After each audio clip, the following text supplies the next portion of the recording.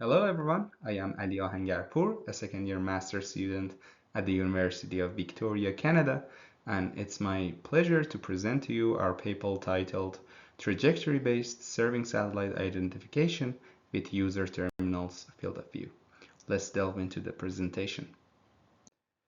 I will begin by introducing the motivation of this work and have a brief background. After that, I will delve into Starlink's obstruction map and how we use the obstruction data to identify the serving satellite. Finally, I will present to you some results and future work. Uh, Starlink used to export the serving satellite and gateway ID before, but they don't anymore. However, to understand and gain insight of the satellite selection strategy and handover mechanisms of the LEO constellation, we need to identify serving satellite of the UT. And this is necessary to understand the network architecture and better its performance. We did a systematic study of Starlink's obstruction map, and we discovered the relation between the obstruction data and the position of the serving satellite relative to the UT. We also calculated the field of view of the UT in order to determine all the available satellites for the UT along with the serving satellite to understand these LEO constellations even more. This work is validated and done in multiple locations around the world. There are two sets of angles that affect the obstruction data and are used in this work. The first one is the UT's orientation. The angles include tilt, boresight azimuth, and boresight direction. And second is the serving satellite's position angle, or we call it the topocentric coordinates, which are the satellite's azimuth and the satellite's elevation. So now that we got to know the angles, let's see what the obstruction map is. The obstruction map is a 123 by 123 pixel 2D image that represents the UT's view of the sky. The main usage is to know whether your UT is obstructed by anything like a tree or a building, but we use it in a different way.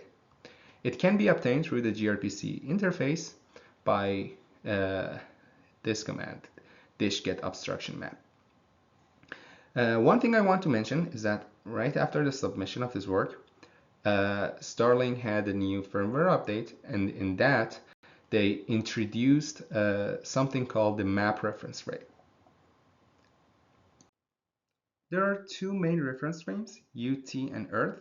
Previously, we only had frame UT, which means the obstruction map is aligned with the user terminal using a coordinate system relative to the dish's orientation. The bottom center pixel in this frame corresponds to the UT's boresight direction.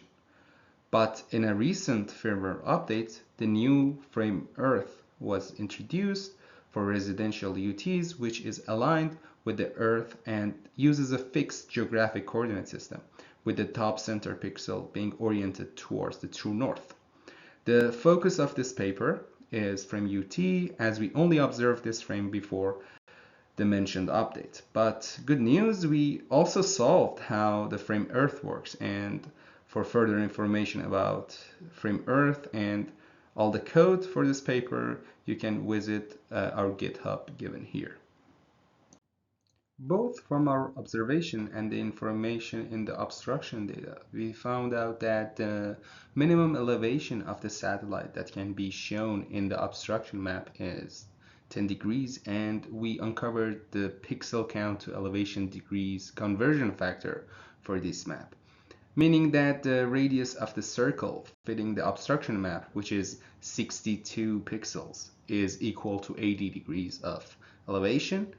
We also found the effect of the UT's tilt on the reference point of this map and calculated its position. To find the exact position of the serving satellite and to be synchronized with Starlink's handover scheduling, we take snapshots of the obstruction map starting at 12, 27, 42, and 57 seconds of each minute. Within the handover intervals, we XOR each second snapshot with the last for the duration of the interval. So we have the position of the serving satellite in the map for each second. Then we reset the map for the next interval, so therefore our approach doesn't have any overlapping of trajectories from different handover intervals. We then map each data to their topocentric coordinates. For elevation, we calculate the radial pixel distance with the reference point and multiply it by the conversion factor. And for azimuth, we use the arctan function to determine the angle between the reference point and the target pixel in the obstruction map, and then we add the bore side direction to be consistent with the geographic coordinate system. In the right hand side, the figure shows the trajectory and the corresponding latency within a 4 consecutive 15-second interval.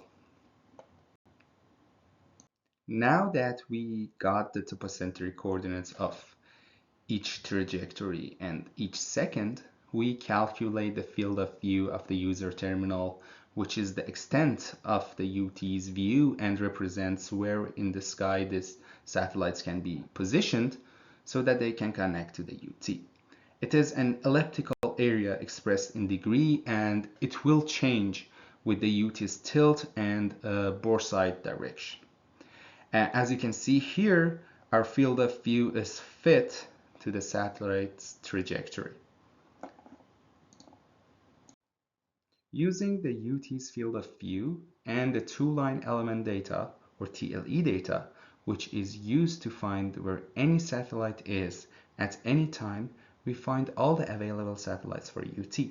Then we overlap the observed trajectories from the obstruction data with the trajectories from the TLE data to find the serving satellite.